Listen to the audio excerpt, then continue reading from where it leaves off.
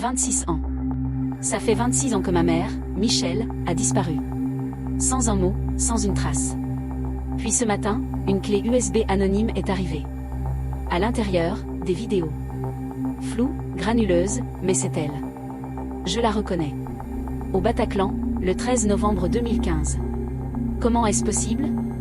Elle n'était plus là depuis des années. Mon cœur s'emballe. Je deviens paranoïaque. Chaque ombre, chaque bruit me fait sursauter. Je pense à Julian Assange, à Wikileaks en 2010.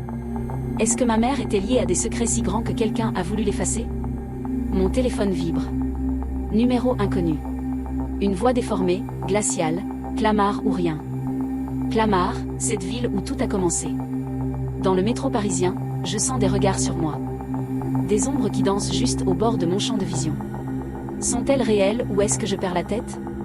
Je descends à la station, le cœur battant, et je cours, sans savoir vraiment ce que je fuis. Des images d'archives tournent en boucle dans ma tête. Le vol MH370, disparu le 8 mars 2014. Les journaux parlaient d'un passager fantôme, un homme lié à un mystérieux dossier. Le dossier Clamart. Coïncidence?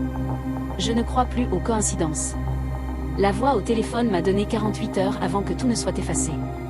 48 heures pour comprendre. Je me vois dans le miroir et je pense à Amanda Knox. À Pérouse en 2007.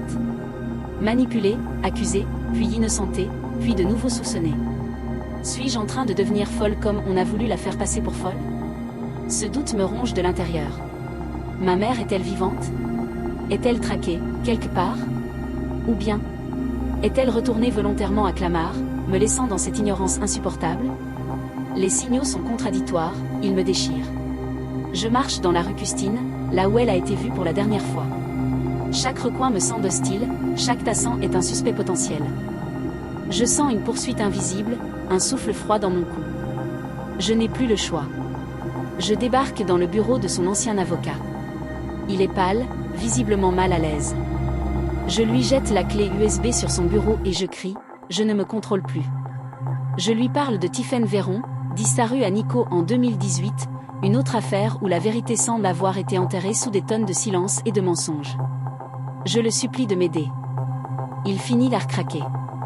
Il m'avoue tout.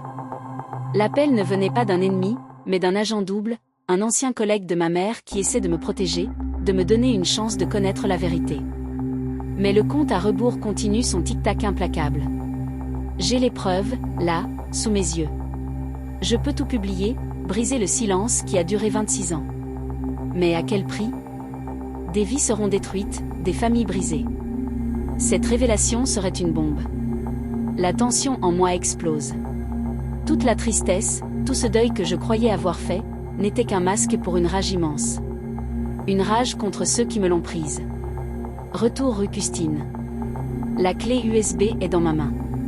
Elle est froide, lourde du poids des secrets qu'elle contient. Je la regarde, le souffle court. C'est maintenant ou jamais.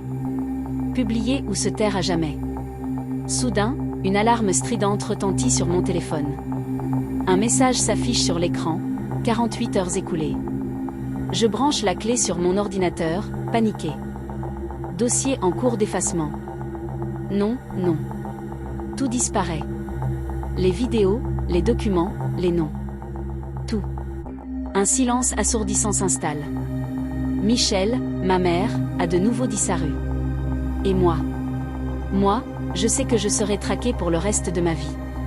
Éternellement.